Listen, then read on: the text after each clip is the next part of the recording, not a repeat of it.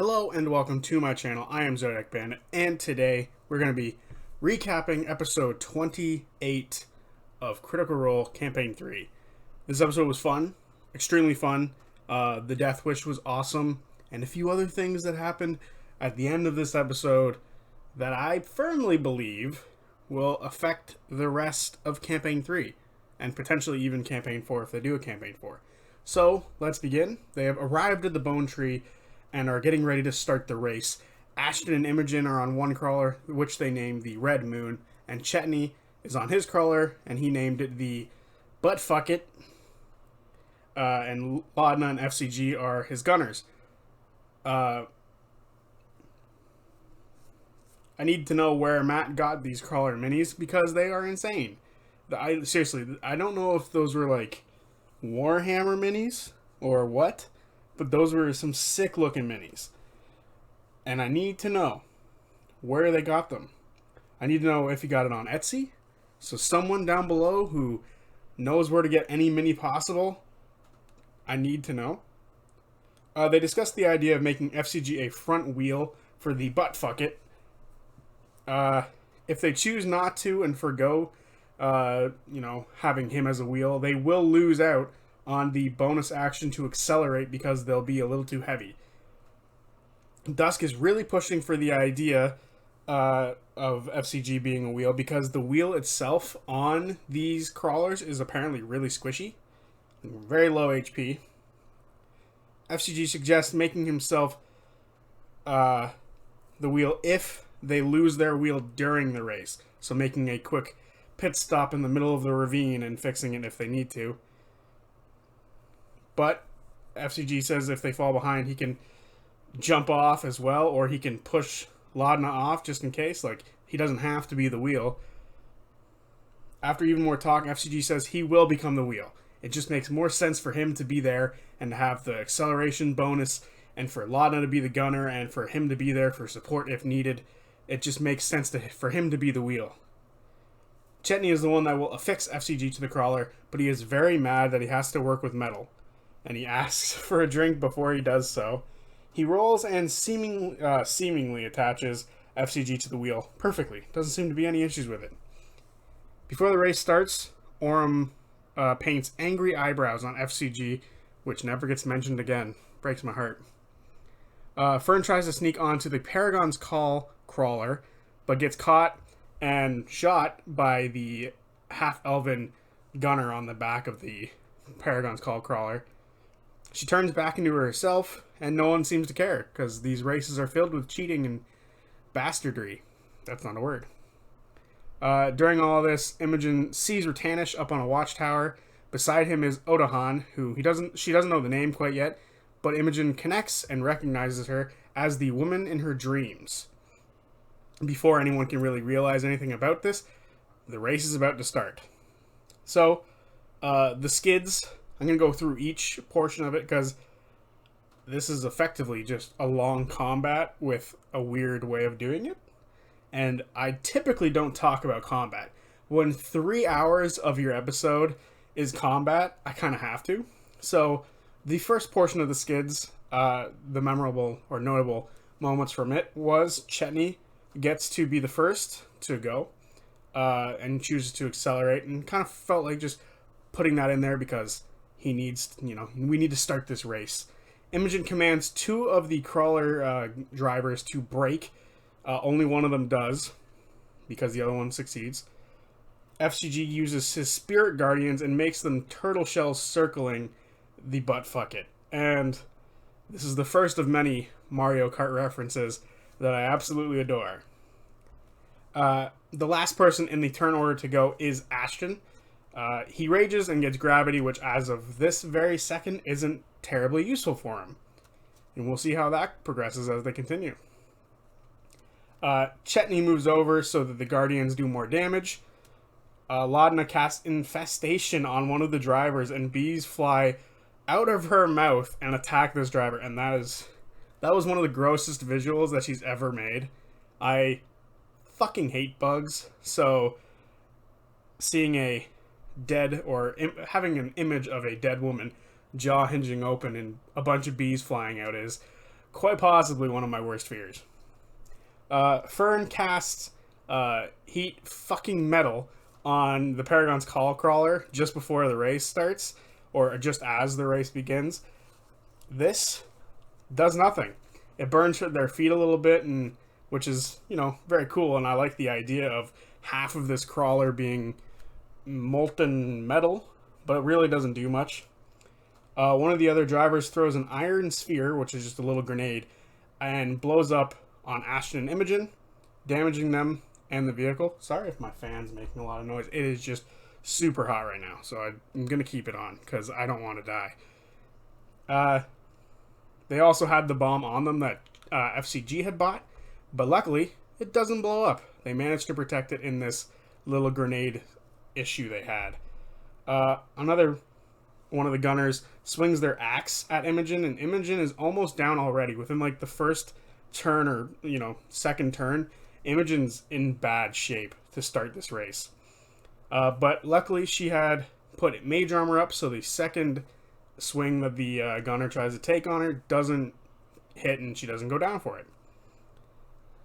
They reach their first hairpin turn, as Matt kept saying, and Chetney and Ashton make it like pros. After the turn, there's an old woman on the road, and she gets hit by one of the crawlers and is sent into the crowd. We don't know where she is, or if she's alive. She's probably not. Chetney maneuvers like a pro and gets in between two crawlers for the Spirit Guardians to absolutely ravage them, and then turns invisible. A wire net is thrown over Chetney's crawler and begins to cripple it for a couple of turns. Laudna tries to get rid of it, but she can't do anything. She's literally frail bones, and she can't lift it.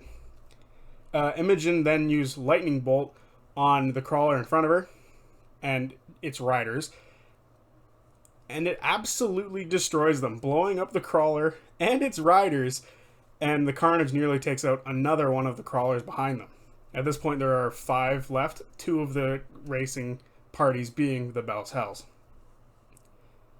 They make their way to the last turn in the skids and see a wall of spikes with a small hole in between the two so that they can ride through. Both Chetney and Ashton make it through no problem. They finally get to the ravine. They make it to the ravine portion of the race, and Chetney turns into a werewolf to try to rip off the net. This wire net that is now absolutely fucking their crawler. He pulls it, and the wire begins to give way. It begins to snap in certain places, and he is able to remove it from his crawler. It's so metal. He also turned into a werewolf. Right, I already said that. So this is a terrible joke for me that I've forgotten to remove from my script. This is so metal, but is it as metal as Eddie playing Master of Puppets in the Upside Down? Aren't I cringe? God, I'm so stupid sometimes. Everyone hits a bit of rough terrain in the ravine. Laudna throws dynamite at one of the crawlers, and it sticks into one of the spikes and blows up, dealing a decent chunk of damage to this crawler and its riders. Imogen then casts blindness on the same guy who just had dynamite blown up in his face and tries to use telekinesis to throw him off the crawler. It doesn't quite work, but it was still a nice play. Laudna gets cracked hard, and then Silvery barbs the next hit, which was a crit, but then turns into a 19. Still does some decent damage to her, and now both of our witch bitches are looking very bad. The blinded driver starts leaning his crawler toward the cliff of the ravine, and it seems like he's about to go spilling down to his untimely death. FCG then casts spiritual weapon and makes it look like a banana. It does absolutely nothing, and then vanishes because it does not move with them. Orem, who has been waiting in the ravine portion, jumps toward one of the crawlers, holding his shield and using gust, and slams into one of the drivers. It doesn't quite push him off, though. He then trips the driver, and using action surge, uppercuts him off the shield, with his shield, and sends him off onto one of the spikes of another crawler. And now Orem is driving, and he has an opponent on his ass. Dusk, however, jumps just like Orem, However, she miscalculates, and her jump is a little short, and she gets clipped by the crawler. Luckily, Orm is there to grab her and pull her on. And now she's not dead yet. Dusk then hits the gunner behind her with Eldritch Blast, sending the passenger flying, and that gives her a spot to sit on this new crawler. We have 3 Bell's Hells and only 2 opponents now instead of 3 versus 2. During the turn, the blinded driver finally falls off the cliff, and eventually we hear a loud explosion coming from below. Just after this is when they enter the cave. The first thing that happened in the cave is bats slam into everyone. Ashton and Chetney aren't bothered by this, and Chetney even eats one on the way. Orm and the Paragon's Call Riders both lose ground because of these bats. Chetney then slams hard on the brakes, hitting the Paragon's Call crawler, making them lose more ground. Orm catches up with the Paragon's Call Riders and takes the blue lightning rose and blows the rose petals at the driver, launching the driver just gone. Oh, onto another one of the spikes of Chetney's crawler. Ashton slams his brakes now and destroys the Paragon's crawler, leaving only the Bell's Hells driving. So nothing else can go wrong. However, right after they destroy the Paragon's Call, they hear some growling in the cave. I had a feeling Matt would have a contingency plan if none of the other opponent drivers made it very far. After a little bit of driving, a creature appears on the track. And excuse me if I butcher the name of this thing. A Karagronk? Is that what he said? I wrote it down here, but I don't think I got it right. A Karagronk is a dangerous creature that lives in the Hellcatch Valley that feeds on people and their bones. Which is fucked. Very powerful, apparently. Chetney and Laudna switch places, so Laudna is now driving, and Chetney, in his werewolf form, is now able to fight this creature. Chetney attacks the creature. The creature, seems to shrug off whatever Chetney did. And the creature then hits and poisons Chetney. This creature then reveals it has fucking legendary actions, which is nuts. Especially if there's like a bunch of these things fucking around in the Hellcatch Valley. That's a dangerous place that I don't ever want to go to. It reveals it has legendary actions. The only one to fight it are the Bell's Hells because they took everyone else out. They had no decoys to leave behind for this fucking creature, which is terrible. Orm then trips the creature and sends it flying behind them, allowing them to escape. But before they are fully able to get out, Ashton has to make an expert dodge around this creature, and he succeeds. They make their way out of the cave into the other side of the ravine. There are 2 people on top of the ravine who roll down a boulder. Ashton makes it around, but Laudna doesn't do so well, so Ashton has to use his gravity at the last second to pull her away from where the boulder would be landing. After this, a sandstorm kicks up. They see 2 more people pulling wooden platforms onto the track. Right after that, the creature from the cave emerges once more to fight the fucking Bell's Hells again. This thing has a vendetta. It fucking hates them. It goes after Laudna and Chetney again. Chetney nearly gets thrown from the crawler, but is able to catch himself. Laudna gets hit and goes down, sending the crawler off to the side of the ravine. They're going right for the cliff wall. FCG is able to use his grappling hook to right the crawler, and he is able to make a sweet save by using his wheel on the wall and sort of corrects himself eventually. Ashton knocks the creature off the cliff using his gravity once again, saving the others from any more damage from this fucking creature. This thing is nasty. Dusk then jumps from her crawler over to Chetney and Laudna's crawler, and heals Laudna. After this, they make their way back to the skids. The first thing they notice, and the only thing they notice, is a blockade wall with spears that emerge from the ground. Fern moves one of them, because she's been waiting here the whole time, wondering what her friends are doing as she's eating a candy apple with Mister. She's able to move one of these barricades 5 feet, making the space now 15 feet instead of the 10 it was going to be. And this allows Laudna, who is still driving the buttfucket, and Orem to make it through no problem. Ashton, however, crashes into the wall, sending himself and Imogen flying and partially destroying the Red Moon. They are okay, and Ratanish and Otahan meet them after the race, where Otahan kind of thinks about it for a minute, looks over the group, and eventually says this is the beginning of a partnership and that they are welcome to the Paragon's call. FCG is still stuck to the crawler and, is at a near breaking point. His wheel is basically treadless. It's bald. He needs to go to the auto shop down the road and order some new tires and potentially some new suspension. That could ruin your suspension too.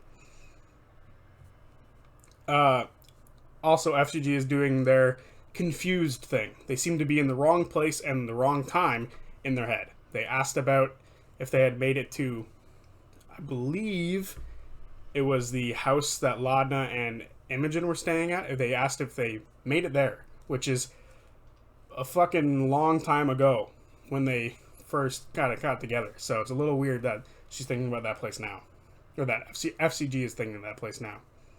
They return to Joe's, and he is able to get FCG off the crawler. The Hells leave FCG and Ashton with Joe so that they can go rest and so that FCG can be repaired, and Ashton didn't want to leave FCG by himself. Laudna and Imogen talk in their head about Otahan and her being in Imogen's dreams. They question why she's in her dreams and maybe she's also Rued as born. The others tell Fern what happened during the race, to which Imogen thanks Dusk for saving Laudna. Laudna takes Dusk aside and apologizes for rejecting her and tells her she's not sure if she's ready for that kind of emotional leap, as, she thinks she's kind of weird and disgusting. And Dusk questions this opinion that Laudna has of herself because she is surrounded by a group of weird people. They also talk about meeting with Fern's parents, and Dusk is worried about them, and she's not sure if they're going to remember her or anything like that. I fucking wonder why, Dusk. I fucking wonder why. Imogen casts detect thoughts on Dusk as Laudna and Dusk, skip away. But Matt says there's no mind to read. It's almost like she slips off, which is fucking weird.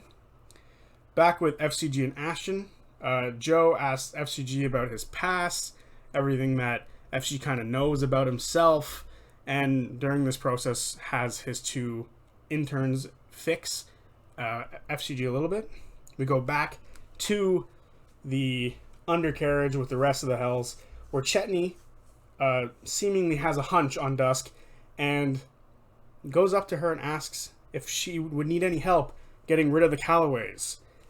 In my opinion, this is his way of trying to figure out what the fuck her intentions are with his friend Fern and her family. And it seems Chetney is able to see right through this lie with his expert perception skills. I didn't know Chetney was that perceptive, but it seems he is. The two of them have a little roll off here about what her intentions are, as she says she has no intentions other than to just meet them again. He rolls higher, and then I can only imagine she kind of clears the lie in the whisper. We don't really know quite yet. I would imagine that that's exactly what gets said. That, yeah, I'm here to fucking kill them. I also wrote down here in my notes that maybe she's been lying to even us and Matt, and that she's lying to the Unseelie court, but I don't know about that. Fern then talks to Dusk, and Dusk throws Chetney under the bus immediately, claiming that, he would be down to kill Fern's family if, for the right price, and Fern, affirms her that, no, it's probably just Chetney joking around. He does that. He's old. Dusk cries, as Fern doesn't have much of a reason to trust her, but she does anyway. How sweet. Fern says that she thinks they're kind of siblings. They're both siblings in a weird way. They're both from the Feywild, and they both have a connection to her parents. And Dusk questions why the party think they're all weird and says that FCG is the weirdest one to her. Fern says they're all kind of weird, and even Dusk is weird in the right kind of way. Orm was reading everyone's lips while he was sitting alone at the bar, and he saw Chetney's and Dusk's conversation because he has the observant feat, which is interesting. Imogen tries to dive into Dusk's head while everyone is trying to sleep. She's trying to see her dreams, but is met by a wall, a protection on Dusk's mind for some reason. She tries to tap on it, but simply just slides off. The next morning, Laudna sees Fern and Dusk spooning and is confused by this because of the conversation that Dusk and Laudna had, and it seemed that Dusk was into Laudna, not Fern, so she's a little confused. When Laudna wakes up, she sees Orm in the corner working out, because of course he is. Back at Joe's, Ashton and FCG are rested up and wake up before Joe arrives to his workshop. When he does arrive, FCG asks if they owe him anything for fixing him or for the loaner vehicle, to which Joe says no, but he will give them like an estimate on their vehicle once he gets a good look at it, and before, the day gets too long, he decides he's going to start working on it. Before the rest of the party shows up to Imahari Joe's, another crawler does. On it is a person covered in dust in a heavy jacket with furry legs. It is Fern's mom, Birdie. She has finally arrived at Joe's. She walks in and tells Ashton to let Joe that she is there, to which Ashton does his most Ashton thing ever and yells to Joe from across the room. Birdie then asks Joe for the usual batteries and says that she is getting close. Fern hears this from outside and takes a second to enter, but eventually does. When they see each other, Birdie grabs Fern and lifts her up and gives her a nice spin, a big old hug, because it's been a while. Birdie says she's grown up so fast, and Fern says that her eyes are wet. Very sweet. Fern says it's been 90 years, and simultaneously Birdie says it's only been 6. 6 fucking years. What the fuck? That is an understatement if she's grown this much in 6 years to her eyes. But she also seemingly knows that the Feywild has weird time properties, so she's not terribly taken back by it as I would figure she would have been. So, a little strange. It's only been 6 years for her, so that's just fucked. I keep thinking about it, and that to me is just insane. Fern introduces Dusk and says that she's, you helped her before, but Birdie doesn't seem to recognize her. At this point, Dusk's form changes into a white, opalescent, greasy form into a changeling, and her clothes change black, and Dusk grabs onto both Fern and Birdie, to which Birdie says, you led them right to us. And that's all she wrote. The episode fucking ends. Matt, 4.5 hours is nice and it's real easy for me to watch and enjoy, but I need like 5-6 hours now, because I want more. Give me more every week. Fuck. Yeah. And I think this is going to forever change Critical Role in a way that I don't think Matt suspected. I think this is going to ruin any trust for any NPC or guest player ever.